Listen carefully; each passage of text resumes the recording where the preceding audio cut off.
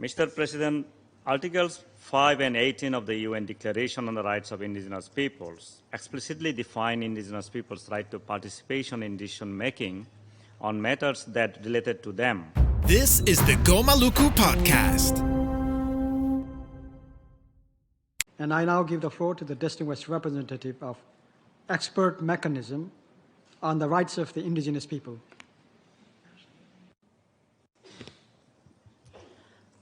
Thank you, distinguished President of the General Assembly, esteemed delegates, and honorable Indigenous peoples representative. As the chair of Expert Mechanism on the Rights of Indigenous Peoples, I take the floor to offer our expertise and assistance in the ongoing process of enhancing Indigenous peoples' participation at the General Assembly level. I thank the work of the Indigenous coordinating body on this process. Mr. President, Articles 5 and 18 of the UN Declaration on the Rights of Indigenous Peoples explicitly define Indigenous peoples' right to participation in decision-making on matters that related to them, including the overarching right to self-determination as expressed in Articles 3 and 4 of the Declaration. The Declaration, along with the United Nations, has the obligation to promote the United Nations declarations inside as well as outside of the United Nations. Article 41 of the Declaration specifically addresses the role of the United Nations in the full realization of its provisions, including by establishing ways and means of ensuring the participation of Indigenous peoples on issues affecting them in the United Nations. The expert mechanisms report on self-determination, in which it's highlighted that the participation of Indigenous peoples internationally, including the expression of Indigenous peoples' worldviews, lived experience and perspectives at the United Nations, is an example of the exercise of their self-determinations and their right to determine their space in the international community based upon the right to equality.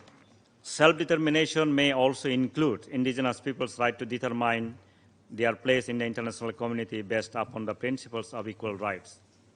From an Indigenous perspective, participation by Indigenous peoples in the international Indigenous movement is an example of the exercise of self-determination.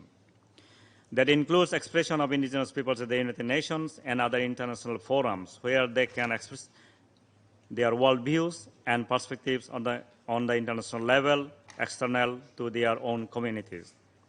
The importance of ensuring that Indigenous peoples' voices, the very people whose self-determination is affirmed by the declarations, are heard in the international community through participation in international policy forums and decision-making bodies is recognized. Mr. President, we emphasize the importance of the 2020 Quito and 2016 Bangkok outcome documents as the basis for continued discussions on enhanced participation and acknowledge the OHCHR November Workshop as a valuable model for cooperation and dialogue. MRIP is committed to promoting Indigenous peoples' rights and well-being, and we urge all parties to work collaboratively, respecting the rights of Indigenous peoples and strain into the UN Declaration on the Rights of Indigenous Peoples. Thank you, and we remain available for the assistance of the member states as well as Indigenous peoples in this process, and invite you to participate in the upcoming session of the expert mechanism in this July, where enhanced participation will be an agenda item. I thank you. My friends, you can now also listen to the Go Maluku podcast on Spotify. Listen while you use other apps or do other things. If you don't have Spotify, just open your Apple or Google podcast or your favorite podcasting app and search for the Go Maluku podcast.